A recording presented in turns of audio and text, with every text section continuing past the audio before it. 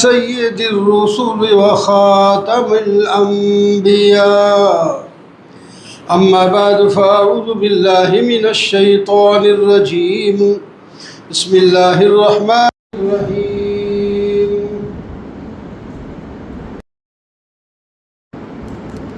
ولا تقولوا لمن يقتل في سبيل الله أموات بل أحياء ولكن لا تشعرون وقال تعالى في مقام آخر ولا تحسبن الذين قتلوا في سبيل الله أمواتا بل أحياء عند ربهم يرزقون وقال تعالى في مقام آخر إن الله يحب الذين يقاتلون في سبيله صفا كأنهم بنيان مرصوص وقال النبي صلى الله تعالى عليه وسلم والذي نفسي بيده أحب أن أقتل في سبيل الله ثم أحيا ثم أقتل ثم أحيا ثم أقتل ثم أحيا ثم أقتل كما كان عليه الصلاة والسلام صدق الله مولانا العظيم وصدق رسوله النبي الكريم ونحن على ذلك لمن الشاهدين والشاكرين والحمد لله رب العالمين. محترم معزز سامعین بزرگوں دوستوں اور عزیزوں، آج ماشاءاللہ ایک سوا ڈیڑھ مہینے کے بعد ملاقات ہو رہی ہے. زندہ آدمی ہو تو وہ بیماری کے بعد پھر وصال ہو ہی جاتا ہے، مل جاتے ہیں. جب آدمی وفات پا جاتا ہے تو اس کے بعد پھر دوبارہ دنیا میں ملنے کی کوئی صورت نہیں ہوتی. پھر محشر میں ملاقات ہوگی یا جنت میں ملاقات ہوگی ایمان والوں کی. تو بہرحال آج ماشاءاللہ 10 محرم ہے اور اس وجہ سے بھی یہ فضیلت والا مہینہ ہے، اور جمعہ کا روزہ اس واسطے بھی یہ فضیلت والا ہے. ہر جمعہ ہر مہینے کا فضیلت والا ہوتا ہے. اور پھر محرم کا یہ 10واں دن بھی جمعہ کا آ گیا تو یہ اس فضیلت اور بڑھ گئی. محرم کے اس 10ویں دن کی فضیلت شروع سے آ رہی ہے. اس امت میں نہیں، پہلے بھی بڑے بڑے واقعات اسی میں ہوئے ہیں. حضرت حسین رضی اللہ تعالی عنہ کی شہادت چونکہ اس میں ہو گئی تو یہ دن بڑا فضیلت والا تھا. اب پھر اس دن کو اور 4 چاند لگے شہید، اور حضرت حسین کو بھی عزت اور زیادہ مل گئی. شہادت کی عزت تو ہے ہی ہے، پھر اس دن میں شہادت کی عزت اور مل گئی. پھر ایک جماعت نے بالکل یہ کام ہی ایسا شروع کر دیا. تو بہرحال اللہ تعالیٰ فرماتے ہیں جو میری راہ میں شہید ہو جائے انہیں تو مردہ نہ کرو. وَلَا تَقُولُوا لِمَنْ يُقْتَلُ فِي سَبِيلِ اللَّهِ أَمْوَاتٌ، مت کہو ان لوگوں کو جو میری راہ میں شہید ہوئے ہوں، حضرت حسین ہو یا حضرت علی ہو یا حضرت عثمان ہو یا حضرت حسن ہو، خالد بن ولید ہو، حضرت حمزہ ہو، کوئی بھی ہو، یا ان کے بعد والے آج ہو یا کل، جو اللہ کے راستے میں شہید ہوئے، سب کے بارے میں، صرف ایک کسی کے بارے میں نہیں ہے. اس کی ذاتی فضیلت الگ ہو سکتی ہے لیکن شہادت کی فضیلت سب کی ہے. ان کو مردہ نہ کہو، وہ تو زندہ ہیں لیکن اللہ کے ہاں. تم یہ نہ سمجھو کہ تم چوری پکا کے کھلاؤ اور پانی شربت پلاؤ کہ ان کو یہ مل رہا ہے. ان کی غذا اور ہوتی ہے وہاں، مرنے کے بعد یہ غذا نہیں ہوتی جو ہم یہاں کھاتے ہیں. ان کو ثواب چاہیے، ان کو ثواب چاہیے. وہ جو بھی قیمتی سے قیمتی چیز اللہ کے راہ میں دے کر ان کو ثواب دے کے ان کو پہنچے گا. یہ نہیں کہ آپ نے پلاؤ پکایا ان کو پلاؤ مل جائے گا، آپ نے شربت کی سبیل لگائی ان کو شربت مل جائے گا. ان کو ضرورت بھی نہیں اور ملتا بھی نہیں، ان کو ثواب ملتا ہے۔ اور بھی اخلاص کے ساتھ جب کیا جائے تو اللہ تعالیٰ پہلے اس کو دیتے ہیں جو ایسا کام اللہ کے راستے میں کرتا ہے، پھر یہ جو ہے اپنا ثواب جو ہے جس کو چاہے بخش دے، اس کو پہنچ جاتا ہے۔ اور جتنی نیت وسیع کرے گا اتنی زیادہ لوگوں کو ثواب پہنچے گا۔ اس واسطے ہم تو اس طرح کرتے ہیں کہ جو بھی کچھ بڑا یا اللہ کے راستے میں دیا تو اللہ تعالیٰ سے عرض کرتے ہیں، یا اللہ حضرت آدم علیہ السلام سے لے کر آج تک جو بھی ایمان کی حالت میں دنیا سے رخصت ہو چکے ہیں، جن ہوں یا انسان ہوں ایمان والے، یا اللہ سب کے روح کو ثواب پہنچا دے۔ تو اللہ تعالیٰ اپنے خزانہ سے، اللہ کا خزانہ بہت وسیع ہے، سب کو دے دیں گے، اتنا کسی کا کام نہیں کریں گے، اور جتنا سب کو دیں گے پھر دینے والے کو اتنا ہی دے دیں گے۔ سب کو ملا کر جتنا ملے گا ان کو، ایک ایک کو، ان سب کو ملا کر دینے والے کو، جو بخشنے والا ہے اس کو ثواب مل جائے گا۔ تو بڑا نیکی کمانے کا بھی بڑی اچھی صورت ہے۔ جو بھی آپ نیکی کریں، تلاوت کریں، تسبیح پڑھیں، استغفار کریں، تو ساتھ ہی دعا کر دیں، یا اللہ جو کچھ میں نے پڑھا پہلے تو اسے قبول کر لیں، جو غلطیاں کوتاہیاں ہوئی ہیں اس میں وہ معاف فرما دیں اور اس کو قبول فرما لیں، اور اپنی شان کے مطابق ہمیں ثواب عطا فرما دیں۔ اور وہ ثواب پھر آدم علیہ السلام سے لے کر آج تک تمام مسلمان مردوں کو، میں تو زندوں کا نام بھی لے لیتا ہوں، زندوں کو بھی پہنچ جاتا ہے، مردوں اور زندوں، جنوں اور انسانوں سب کو پہنچا دیں تو آسان ہو جاتا ہے۔ تو اللہ تعالیٰ سب کو پہنچا دیتے ہیں، تقسیم نہیں کرتے۔ کوئی کہے کہ میں تو اتنا 100 روپیہ اس کو اگر تقسیم کیا جائے تو اس کو کیا ملے گا؟ 100 کا سب کو ملے گا، کروڑوں ہوں، خربوں ہوں، اربوں ہوں، سب کو 100 کا ملے گا، اور جتنے اربوں خربوں ہو جائیں پھر دینے والے کو اتنا ہی مل جائے گا۔ اس واسطے اِصال ثواب کرنا چاہیے۔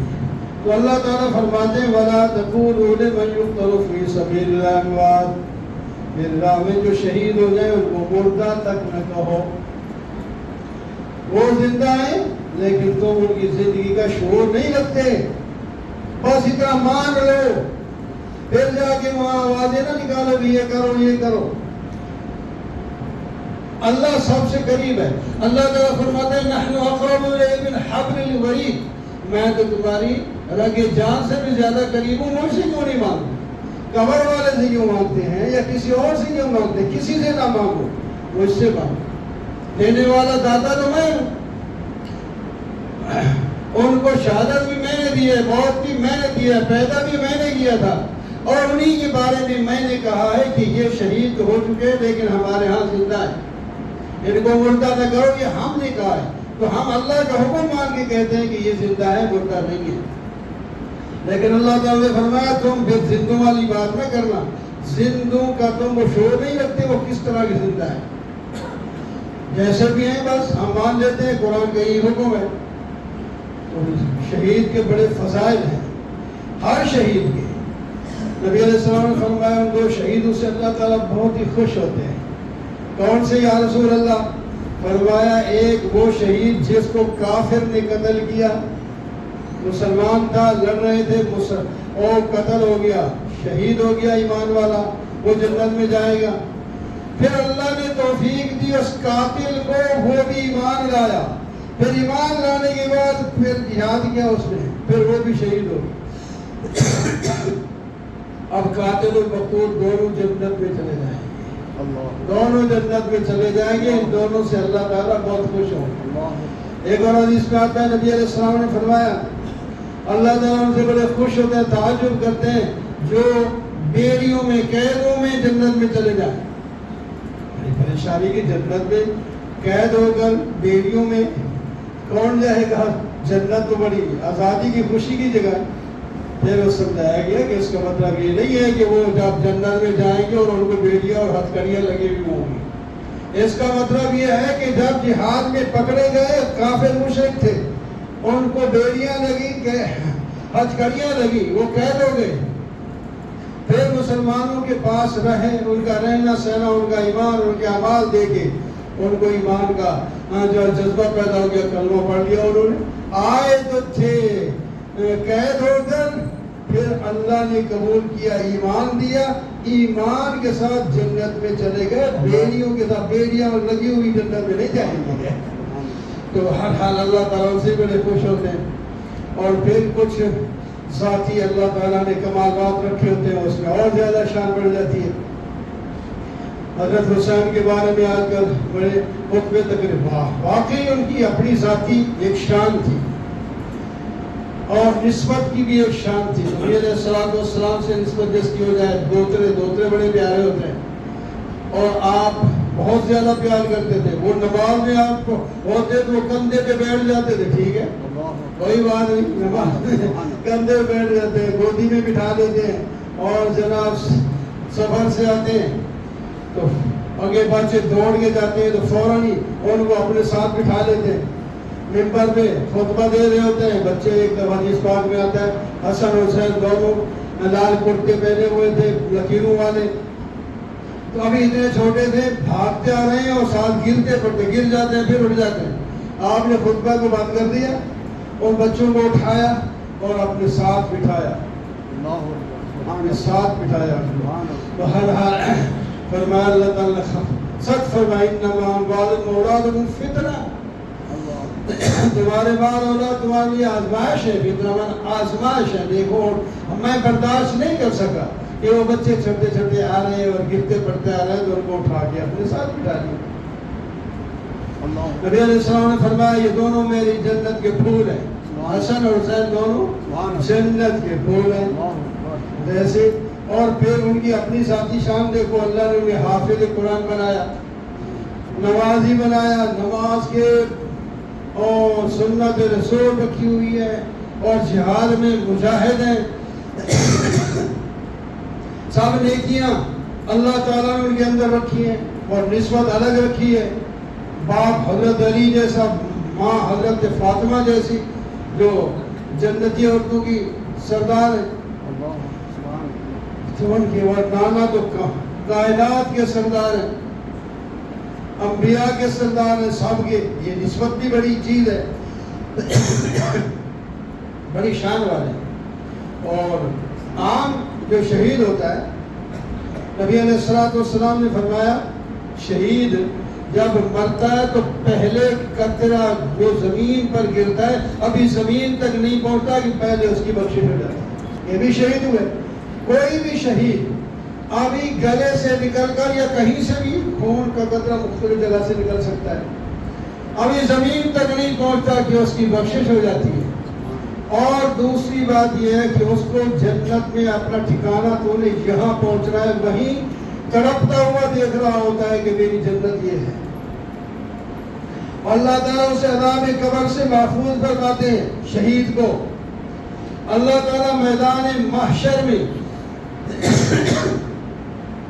اس کو گھبراہٹ سے بچائیں گے، بڑا گھبراہٹ والا دن ہے وہ میدان محشر، جب سب وہاں لوگ جمع ہوں گے، حساب بھی نہیں شروع ہوگا، بڑا مشکل دن ہوگا، مشکل ترین 50,000 سال کا ایک دن ہوگا، تو بڑی مشکل ہوگی، گرمی ہوگی، پریشانی ہوگی، لیکن نیک لوگ وہاں بھی آرام سے ہوں گے، ان کو اتنا محسوس نہیں ہوگا۔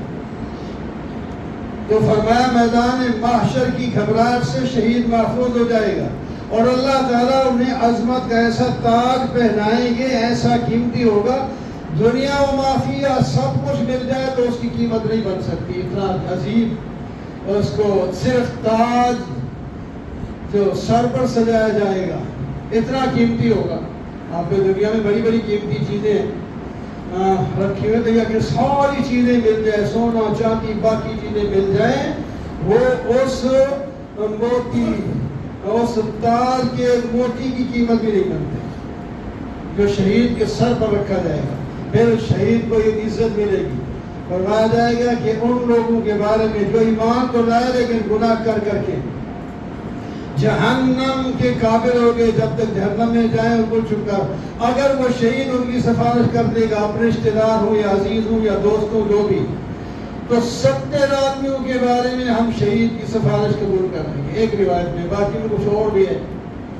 تو کتنی عزت اللہ تعالیٰ دے گی۔ تو ایسا شہید، ایسی عظمت والا اور شہادت یہ تو ہوتی ہے واہ کرنے کی، شاباش دینے کی، نہ کہ پیٹنے اور ماتم کرنے کی. ماتم کرنے کے لیے نہیں ہوتی. اور یہ ہوتا ہے کہ خوشی ہے. خوشی کا مطلب یہ نہیں کہ ڈھول بجاؤ، یعنی ان کو عظمت جب قرآن و حدیث میں ہمیں بتا دی گئی اور صحیح سچی بات ہے، پھر گھبراہٹ اور پریشانی کی ضرورت نہیں. ہمیں چاہیے کہ ہم ان کی راہ پر چلیں.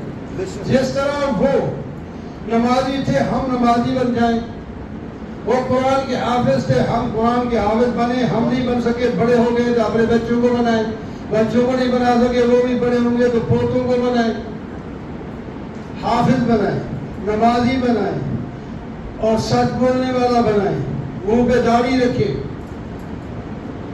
5 وقت کی نماز جماعت کے ساتھ پڑھے. ویسے بھی اللہ تعالیٰ نے ہمیں ہمارے مال اور ہماری جان کو خریدا ہوا ہے. ان اللہ اشترى من المؤمنین انفسهم واموالهم بان لهم الجنہ. اللہ تعالیٰ نے مومن کی جان اور مال کو جنت کے بدلے میں خرید لیا. کیا مطلب خرید؟ یہ مال تمہارے پاس ہی رہے گا، جان تمہارے ہی پاس رہے گی، لیکن خریدی میں ہے. جب میں نے خریدی ہے تو پھر میری اپنی جان کو میرے حکم کے مطابق استعمال کرو. میرے اپنے مال کو میرے حکم کے مطابق استعمال کرو، فائدہ تم ہی اٹھاؤ اور اس کے بدلے میں جنت دوں گا. فاستبشروا ببیعکم الذی بایعتم بہ. پھر اللہ تعالیٰ فرماتے ہیں تم نے جو اللہ سے بیع کی ہے، ایک سودا کیا ہے، اس سے خوش ہو جاؤ کہ ایسی بیع کسی نے کی نہیں ہوگی جو تم نے کی ہے. اللہ کے ساتھ تم نے تجارت کی ہے، بیع کی ہے. اسی کی جان دی ہوئی تھی، اسی کا مال دیا ہوا تھا. پھر اللہ نے ہم سے اپنا مال، اپنی جو دی تھی جان، وہ خرید لی اور استعمال کا بھی حکم ہمیں دے دیا. تم اپنا مال خود ہی استعمال کرو، جان بھی خود استعمال کرو، لیکن صرف اتنا دیکھ لینا جہاں میں حکم دوں یا خرچ کرو وہاں اس کو استعمال کرو اور بس. پھر اس کے بعد تمہارے لیے جنت ضروری ہے، جنت ضروری ہے. اور جہاں خاص کر پھر صحابہ کے بارے میں بعض دفعہ کچھ غلط باتیں بھی کی جا رہی ہوتی ہیں تو وہ صحابہ کی محبت کم ہو جاتی ہوتی ہے. کیوں سنتے کیوں ہیں آپ؟ یہ تو یقینی بات ہے. اللہ تعالیٰ نے فرمایا صحابہ جو ہے یہ چنے ہوئے لوگ ہیں.